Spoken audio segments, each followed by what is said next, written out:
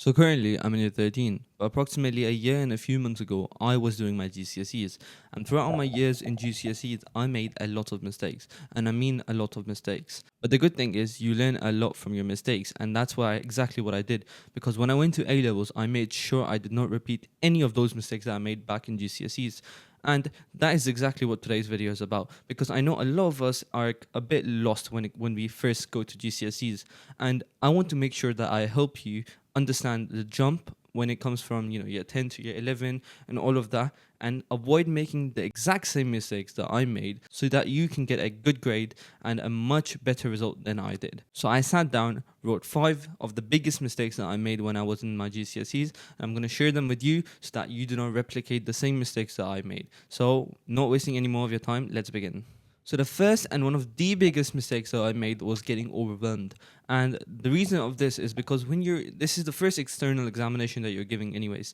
But when you go from year 10 to year 11, it's kind of a big jump and you get scared because there's so much content to cover in such a short amount of time. And this is the first time you're going to be giving external examinations as well. So it's pretty normal to get ahead of yourselves and think, oh, this is too hard, I cannot do this. But if from day one you convince yourself that this is going to be easy, this is going to be a bit tough, but I am strong and I can do this, trust me, you're going to find it much easier than if you start off the year by thinking, oh, this is too hard and I can't do it.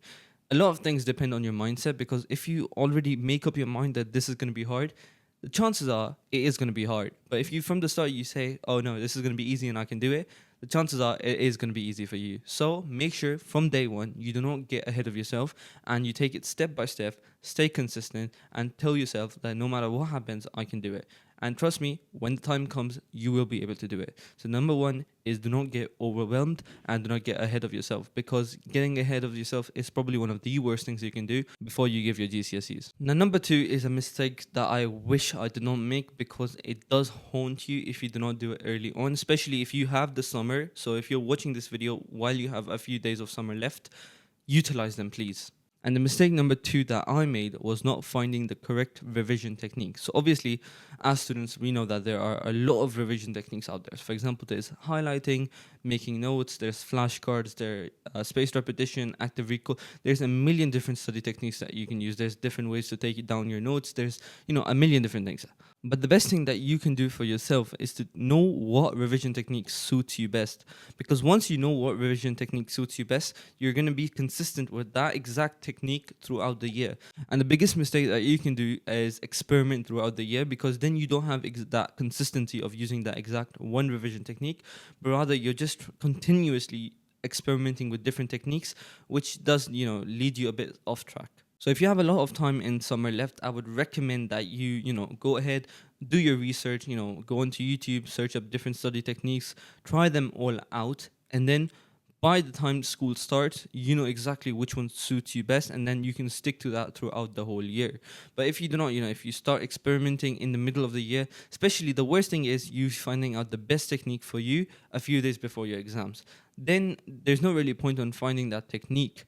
And another thing that, finding the right technique does is that when you go to A levels, you already know exactly how to use that technique and how to implement it in your life. So when you go to A levels, you do not, struggle with finding the correct revision techniques, but rather it's just the content that you have to cover. So make sure that you find the correct revision technique that is suitable to you. Make sure you try all of them out before you actually, pick one. And once you do pick it, make sure you stay consistent to it, unless, you pick the wrong one. Now, we all know that past papers are probably one of the most important things when it comes to, getting a good grade. And that's the exact same mistake that I made, which is mistake number 3, not doing enough past papers.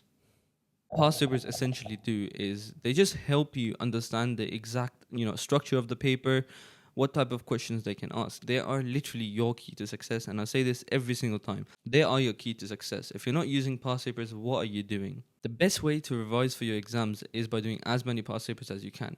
Obviously, there's different stuff that you have to take into account when doing past papers. For example, the specification, and if is it from the newer syllabus or the old syllabus. But the general, idea is to do as many past papers as you can, starting from the new syllabus. So, for example, if you're doing IGCSE maths and you know that the syllabus is going to update in 2025 and the last update was in 2022 perhaps, then you have to do the paper starting from the 2022, so from the new specification. But the reason past papers are so important and we do not realize their importance is because they train you in terms of like the time limit, the structure of the questions, the pattern of the questions. So for example, which topic is going to come first, you just get an idea of how you're meant to do your papers.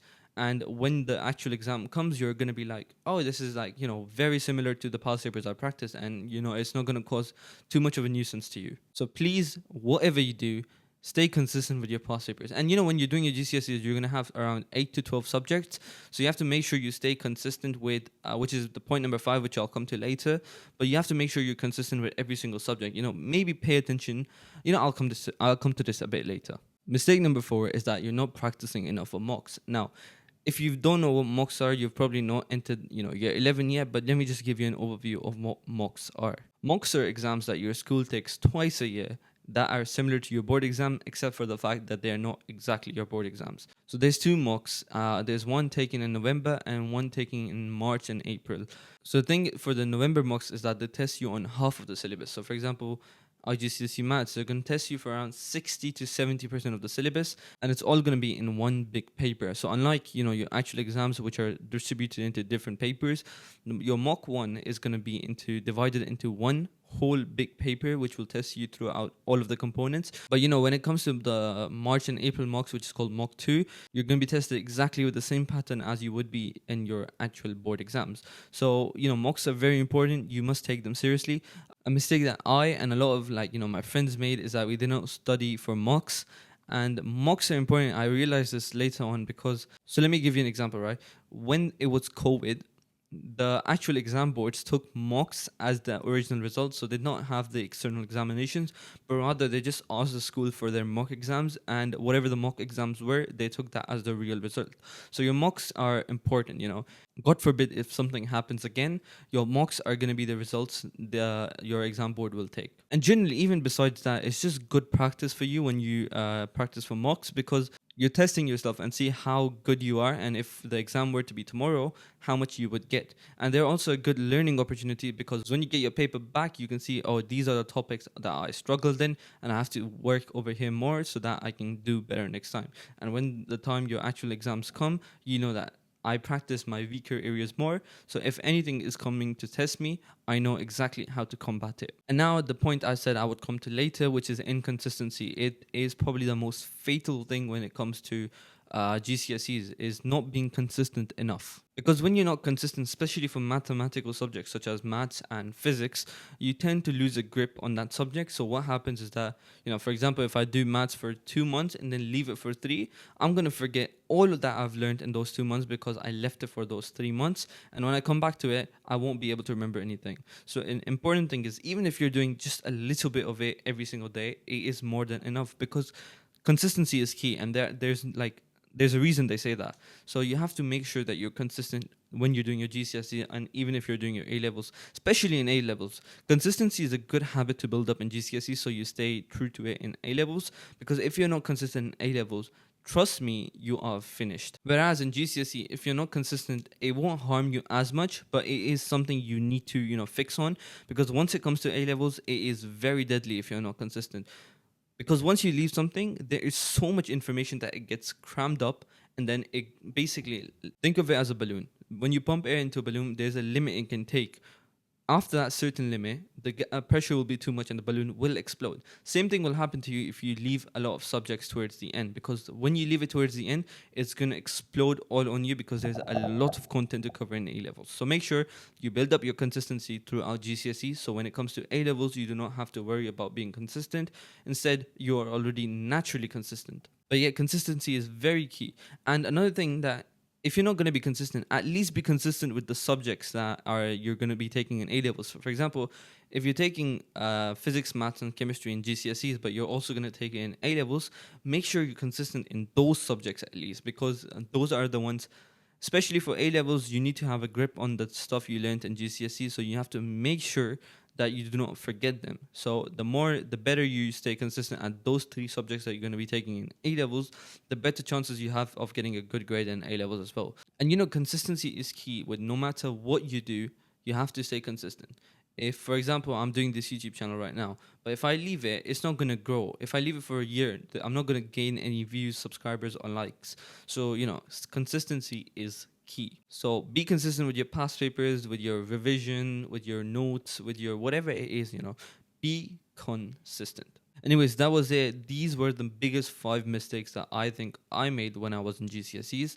If there's anything that I can help you with, please leave it in this comment section below. I will do my best to get back to you. But yeah, that's it. Just stay consistent, and because I promise you, once you start staying consistent, you're gonna notice the changes yourself, and you're gonna see your grades spike up. So if it's a graph, it's gonna go like this. Anyways, yeah, thank you for watching. Please leave a like, subscribe, and I'll see you pretty soon. Thank you for watching again, and I'll see you soon. Bye bye.